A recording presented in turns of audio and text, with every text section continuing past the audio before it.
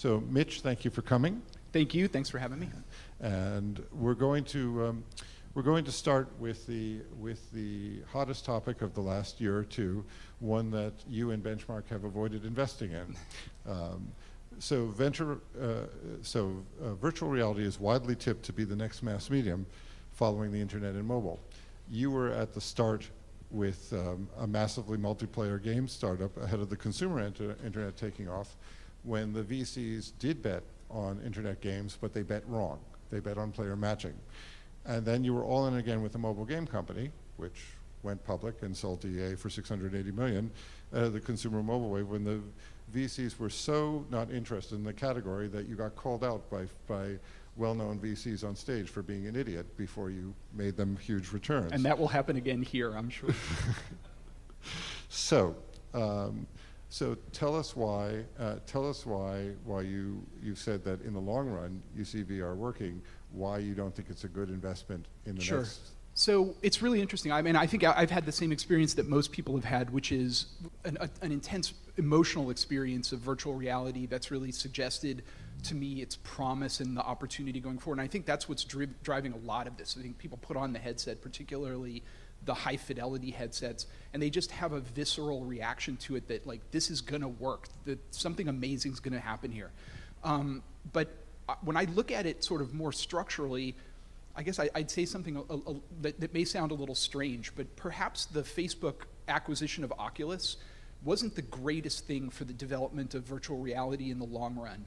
I think it set such a high watermark, and it rang the bell so loudly for the industry that it sort of forced the hand. And it wasn't like, you know, a Samsung or an HTC was that company that went in and spent the $2 billion. Because if that had happened, I think a lot of people would have looked at it and said, well, or a SoftBank, for example, you know, maybe they're not getting it right on this one, and it seems like a lot of money, but Facebook is smart money. And I think it really established an arms race of sorts in that field, where all the big companies felt they had to have a play. A lot of game developers jumped in, a lot of venture capitalists jumped in, and it's a dramatically overfunded space, actually, from a venture capital perspective. So a consensus has kind of developed around it that it's going to work, it's going to be huge, it's the next big thing, it's the next big platform. I've talked to senior executives at Facebook who've told me it's the next mobile phone. I don't personally share that view.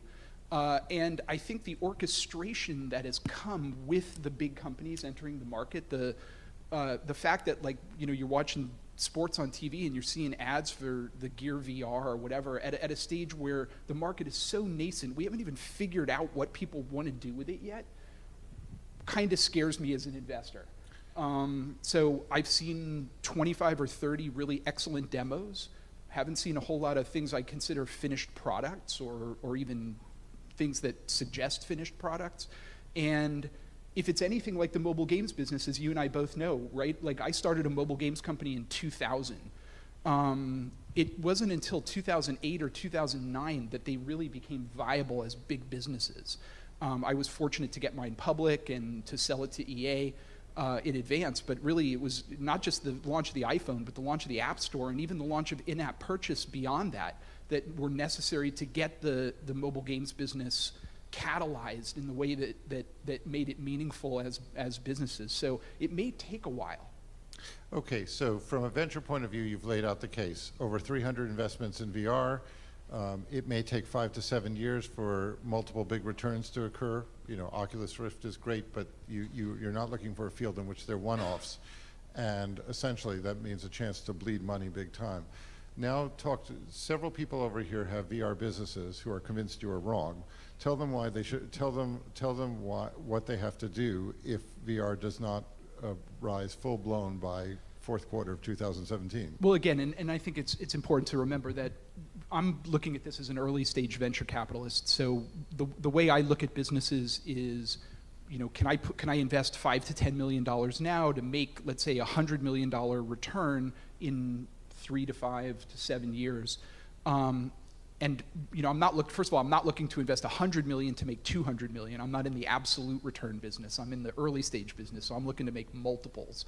And what's kept me out of some of the promising deals that I've looked at is that time horizon. I have to keep a 30 or 40 person team making a really serious game alive until the commercial opportunity catches up with the technology. And that's an expensive proposition. That's a $5, $7, $10 million a year cost. And if I don't get that right, if the timing is off, you could have the greatest game in the world, but you just don't have a market to sell it into. So I think the thing that I would say, if I were on the operating side of the business, as you asked, right. I would really be watching my capital.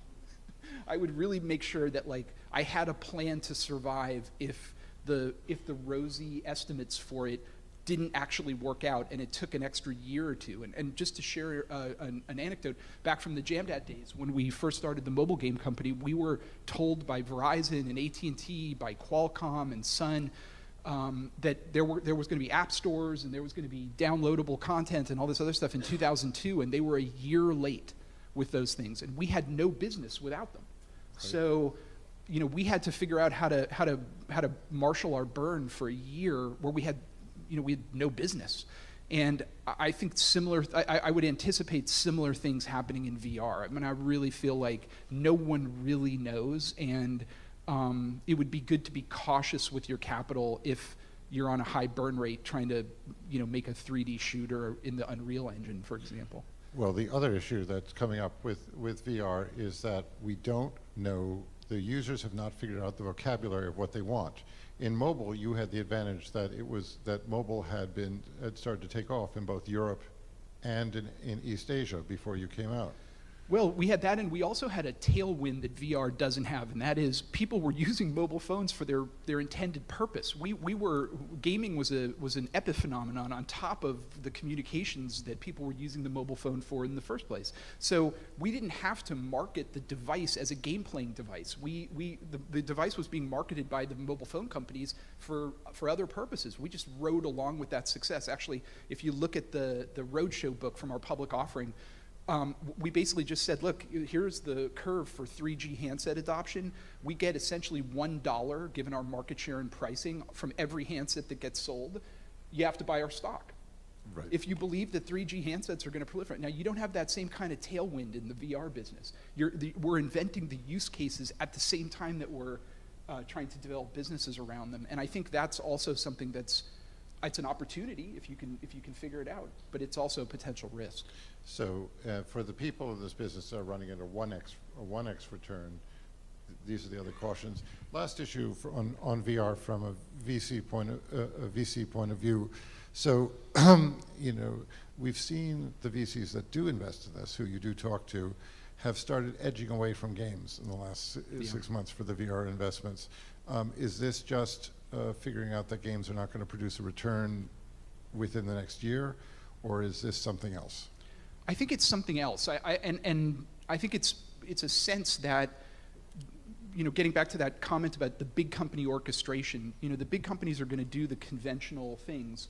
I'm kind of a student of William Gibson's aphorism that like the street finds its own uses for things, and when the big companies intervene too soon, the street doesn't have its opportunity to find its use for things.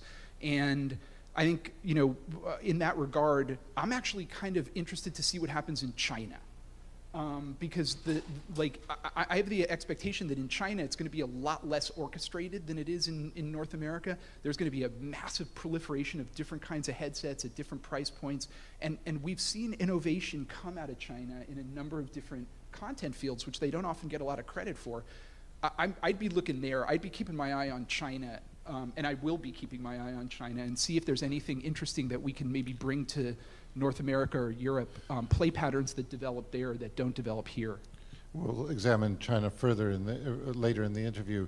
Let's go back to something that is proving on the street, the 800-pound Pikachu in the room, which is, I've had 2 meetings with people who've decided that they have to meet me again because they caught 2 rare Pokemon.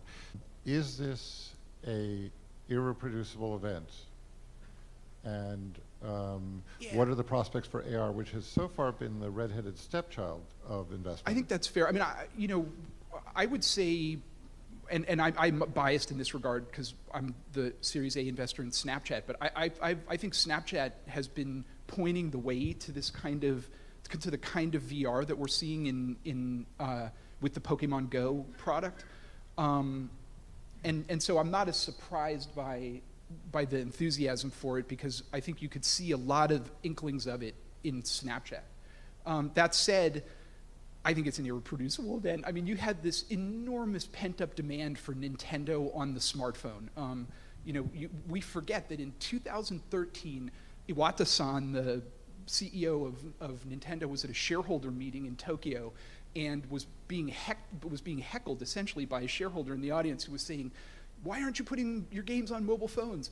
And he got so mad, he walked off the stage and punched the dude in the face, bloodied his nose, and both of them were escorted out by security. Like, this was a big, major kind of impediment, the lack of Nintendo on the smartphone. Yeah. Well, and in 2011, give him credit, he did say the internet was a fad, and so far that hasn't been. So I think you had the combination of an enormous pent-up demand for the Nintendo brands on mobile. You had a perfect storm almost with a summer game that got kids outside. It was social, it was communal, and all of those. And you had, obviously the mapping technology. They found a fairly mature technology stack with the Niantic company, a company I looked at as a potential spin-out from Google when they came out a couple of years ago. And I'm actually probably one of the few people who's played Ingress. So I think it to me is, again, unsurprising on the one hand, but I think I wouldn't jump to the conclusion that, oh my God, this is a new genre instantaneously, which we have a tendency to do in the video game business. Okay, moving on.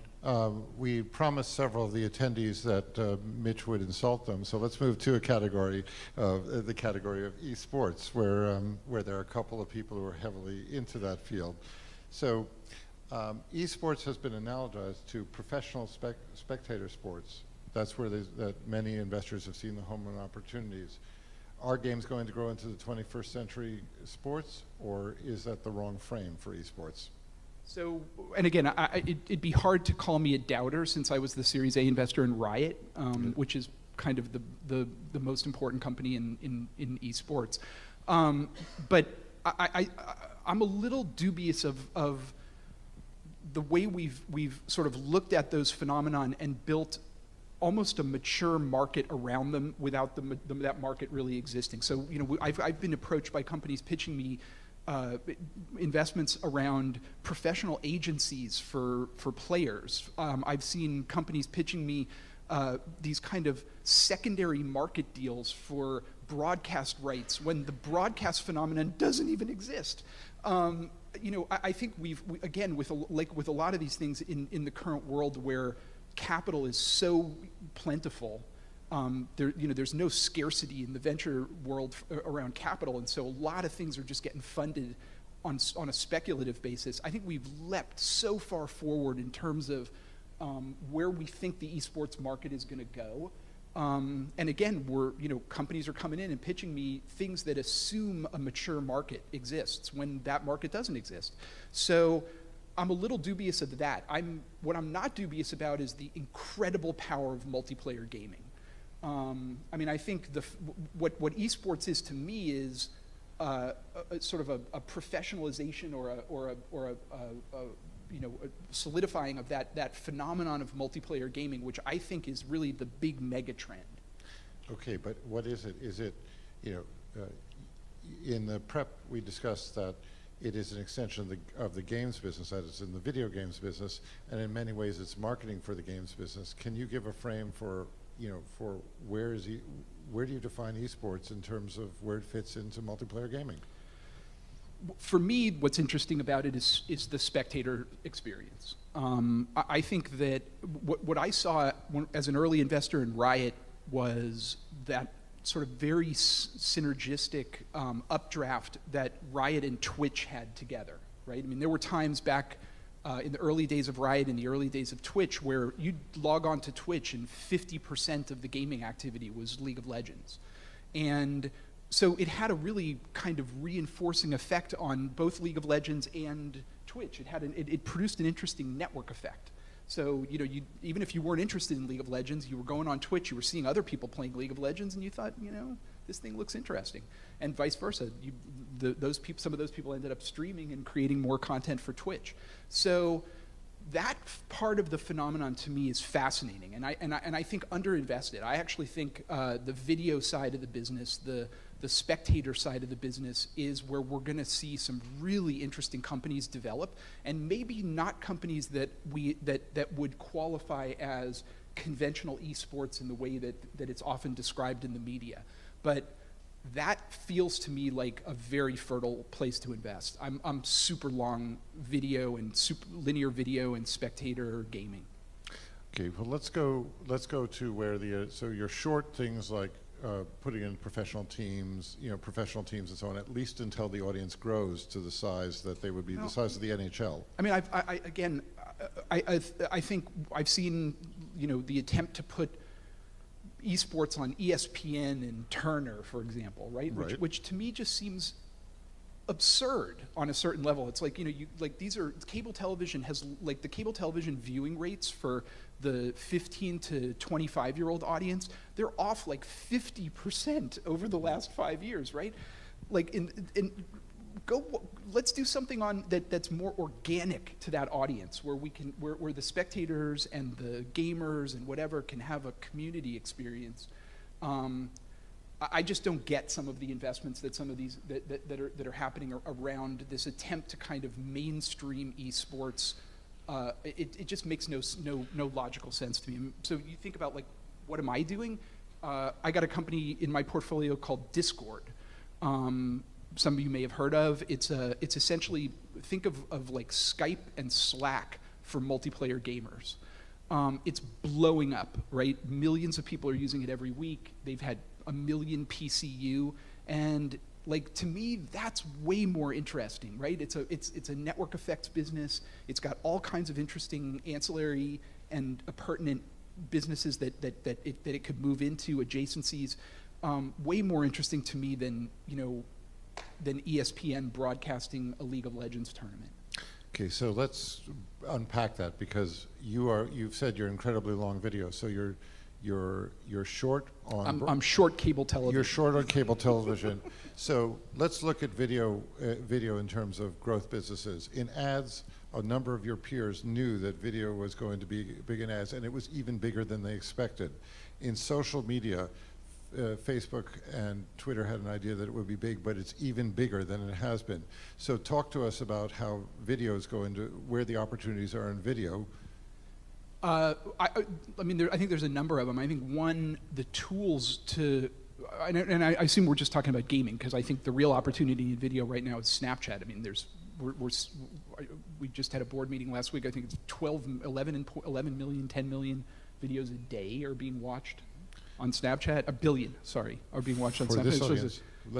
It's an absurd phenomenon. Mitch, we will stipulate that Snapchat is more valuable than any game company, Supercell was sold for. So we can move on and go back to games. But I think, if we're thinking about games in particular, the video, what I'm interested in is how you actually get the video to the spectator on the one hand, and what's the experience of watching it. And I think right now, I watch League of Legends on Twitch, and I was around for the creation of League of Legends, so I kind of know how it works. I've played it a lot, and it's somewhat incomprehensible to me as a spectator, right? It's like things are happening really fast. I know I'm old, and it's hard for me to keep up, but it's a hard thing to watch, and I think we have a long way to go. I think there's a lot of innovation possible around the spectator experience, just sort of how we understand games, how we tell stories through games, and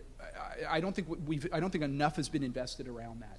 I think in a lot of ways, to me, that's more interesting and important than the competitive part.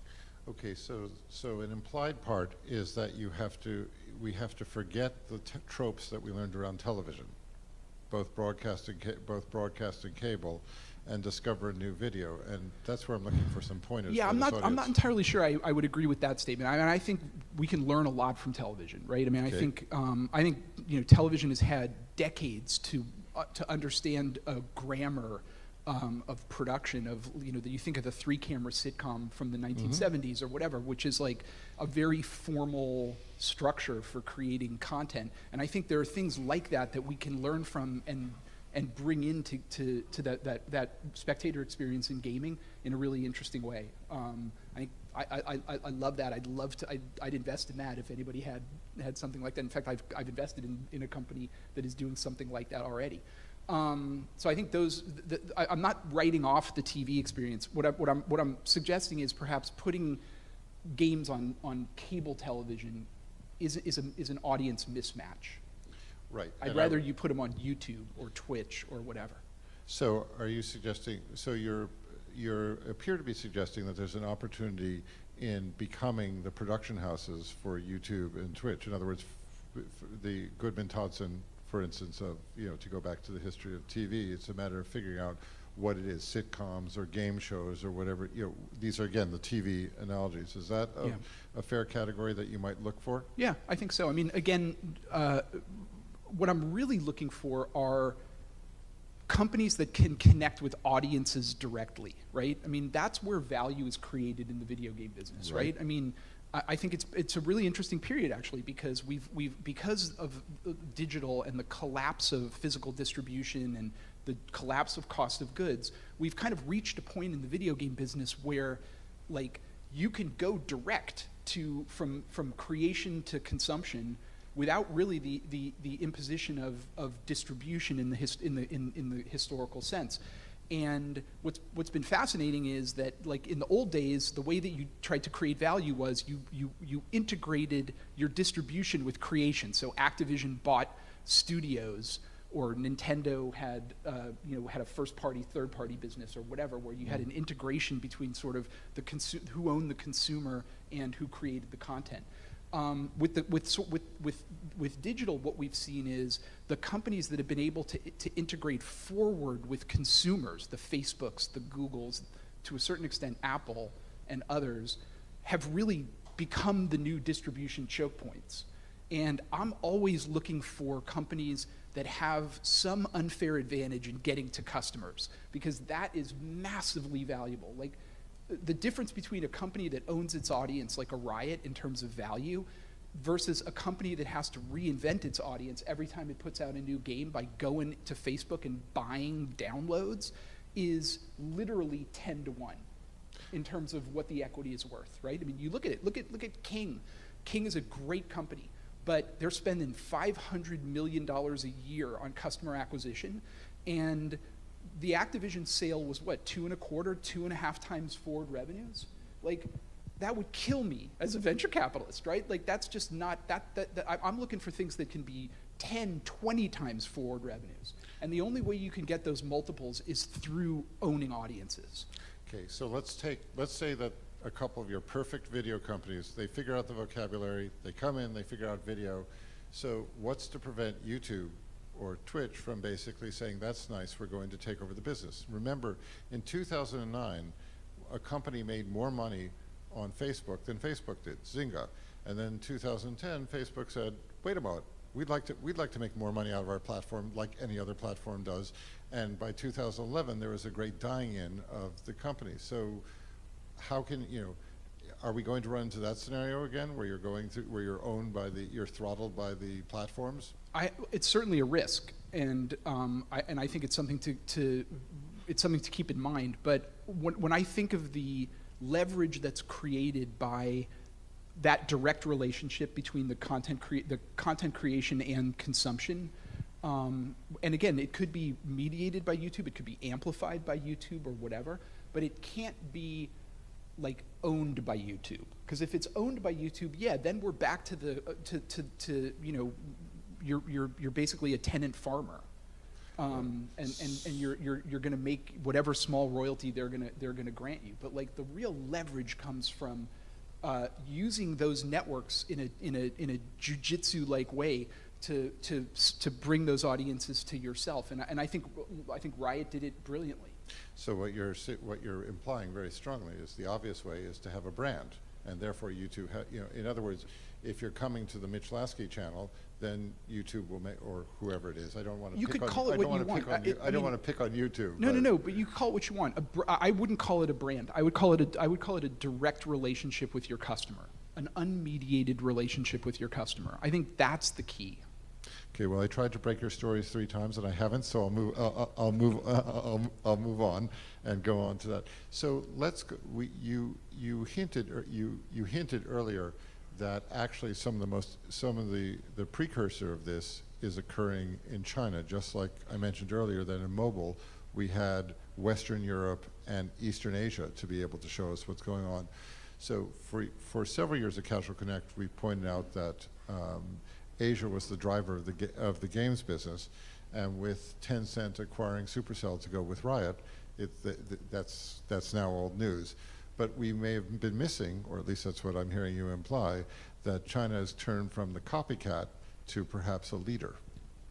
Yeah, I mean, I would say China's the most important market in the games business right now for a couple of different reasons. I think one, even though we pay a lot of lip service to China in the West and particularly in the game service, I think we don't fully appreciate just how big the accumulations of capital are over there that are really excited about and interested in games.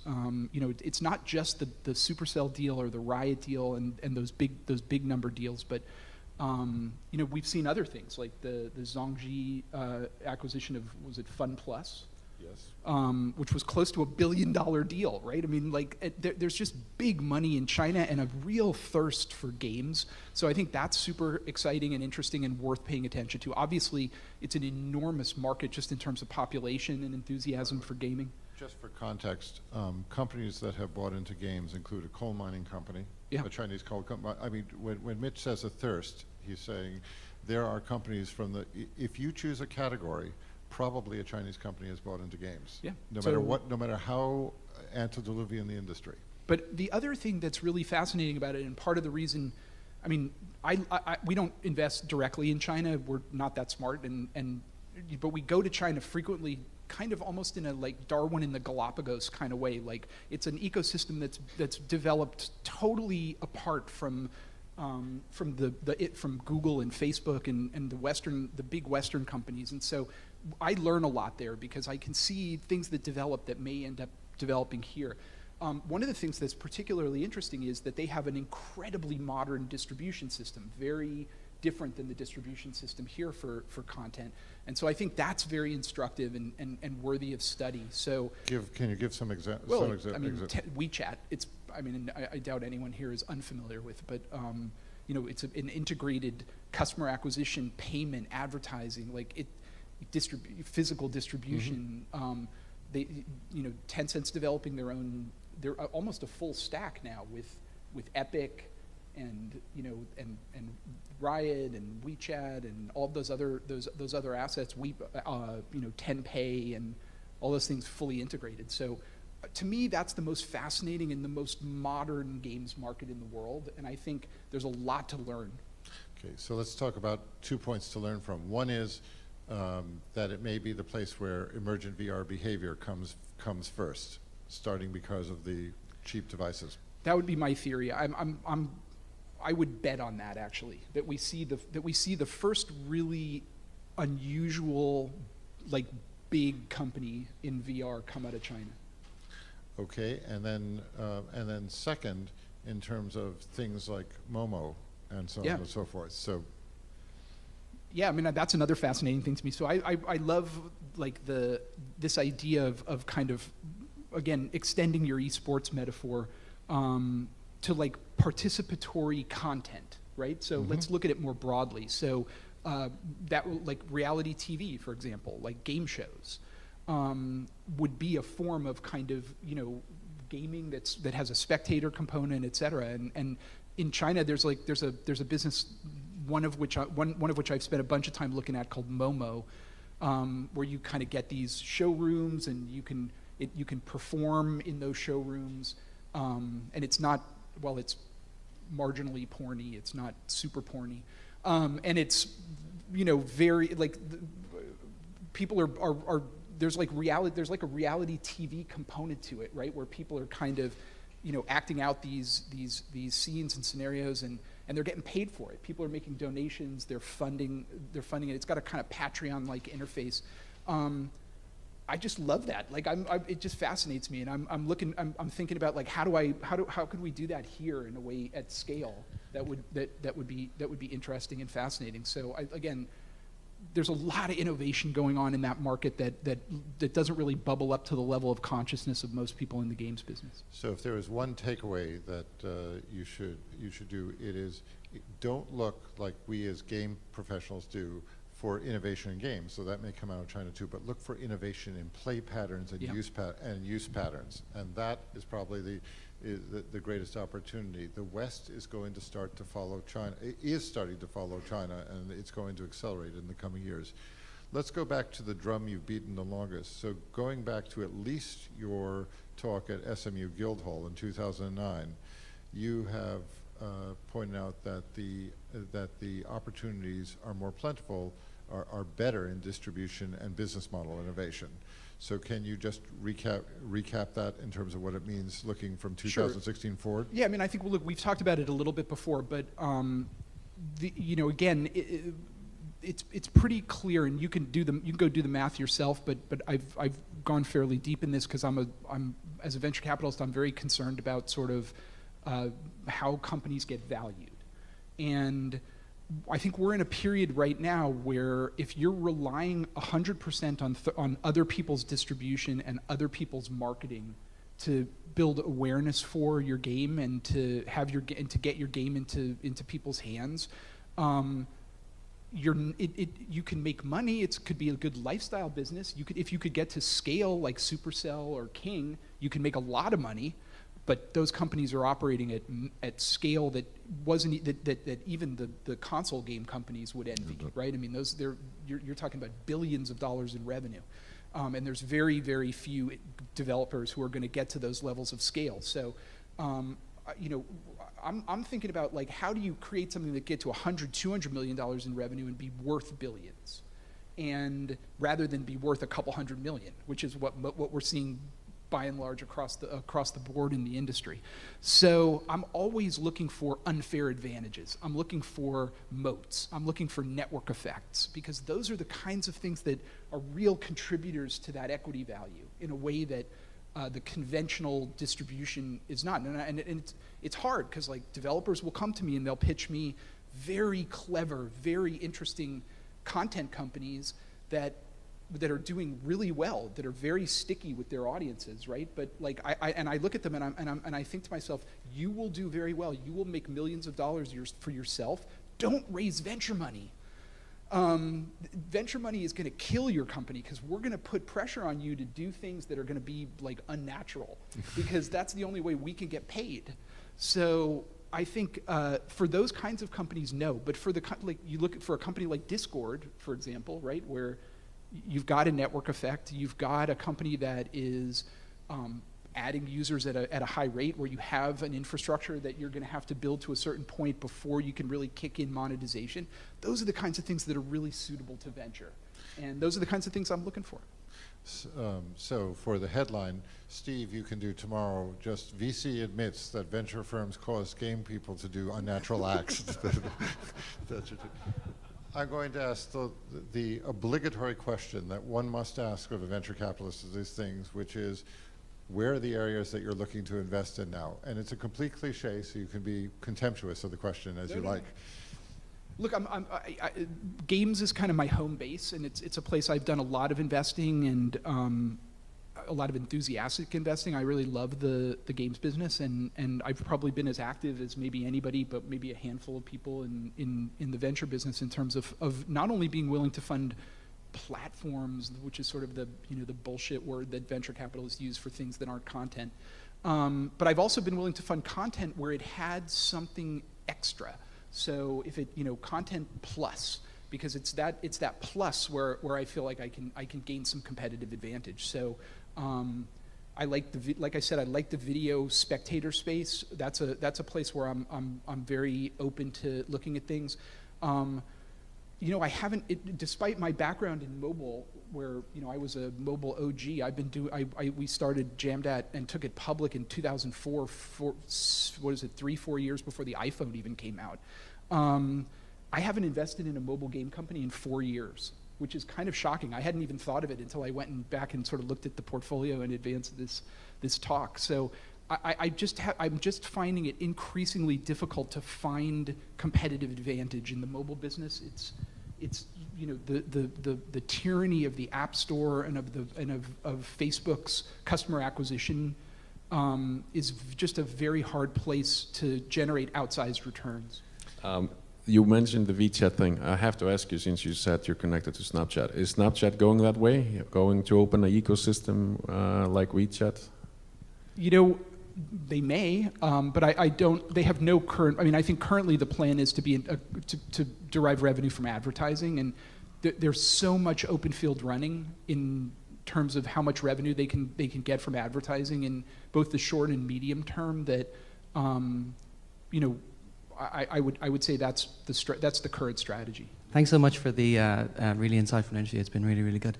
The one question I had about China is, what do you foresee are the impacts of the increasing censorship rules or like those kinds of factors? Yeah, it's hard to know really. I obviously it's playing a role in a lot of the media businesses and the communications and messaging businesses. Tencent has armies of people who are essentially watching the message traffic for mentions of banned religious groups or anti-government rhetoric or whatever. So it's a tax on those companies that operate in China that we have very little understanding of. If you were running the YouTube of China or the WhatsApp of China, you have to put up with a degree of government control that I think we would find abhorrent. But I'm not sure how it works in the games company in games companies necessarily. I haven't experienced it, and certainly I'm sure that Riot when they went to market in China, which was after we had already sold the company to Tencent, so I was off the board by that point. I'm sure they had to jump through hoops in terms of the interplayer communication, but other than that, I don't see too much of an impact on what I do. Let's look at an analogy. So the Discovery Channel has had the least friction of any cable channel of going worldwide, because when you have pandas and kangaroos and nature videos, you don't have mentions of Falun Gong and so on and so forth. So it would probably be useful to look at the Discovery Channel experience, because they've been able to go into they've been the most accepted by the repressive dictatorships across the world. I'm not sure it's a perfect match, but it's at least one that occurs to me. So you're building an advertising business at Snapchat. What are you learning about building that business that is relevant to those of us building big games communities? What's interesting about what we're doing at Snapchat is, unlike Google and Facebook, which have really built their advertising businesses primarily on direct response, at least to date, the majority of what we've done at Snapchat falls into two different categories, right? One is very traditional brand advertising, like you would see on television, and in fact, I think Snapchat for the 13 to 25-year-old audience, it's the biggest aggregation of 13 to 25-year-olds and almost the easiest TV buy in conventional terms for the L'Oreals, the Revlons, the Coca-Colas, et cetera, that you can find currently. So I think it's a very different animal in that regard from what we've seen before in terms of Facebook and Google, which are very performance-oriented, number one. Number two, a component of that advertising business is really content business to a certain extent. When you think about lenses and sponsored geofilters and other things like that, that's content. And that's a very significant component of the advertising business there, and very powerful and unusual. So not much applicable there to kind of to the games business, but except maybe in the very abstract sense that that marriage of content and advertising is a potential fertile ground to explore. So you're very excited about esports, specifically, you know, the connection to the user, direct connection to the user, and then there is VR and AR coming up. Can you imagine a scenario where, like, what would be esports for VR? How would that work out for, you know, can there be a game like League of Legends on VR, or would it be completely different? I'm not sure I'm creative or clever enough to imagine what that would look like. Maybe a little bit like Justice Douglas. I'll know it when I see it. But I couldn't tell you really. I mean, I think if you came in and your first pitch, your pitch to me was VR is huge and esports is huge, we're going to put chocolate in the peanut butter, I would throw you out of my office. So you could take it, you could figure that out. I mean, it's just, I don't love the, you know, sort of association with trends as a proxy for, like, a really interesting spin on a company, right? That's what I'm really looking for. I'm not looking to make a play in the space. In fact, I'm actually looking for the opposite. In my business, you get paid for being contrarian and correct, not for being consensus and correct. Consensus correct is an index fund. Contrarian and correct is doing, you know, Snapchat when most people thought it was a sexting application and it was a 12-person company, and a lot of venture guys wouldn't even look at it because they thought it was morally, you know, edgy. That's what you get paid for in my business. You don't get paid for going with the flow. Mitch, thank you very much for sharing. Thanks for with having you. me. Thanks, And Casual for coming. Connect.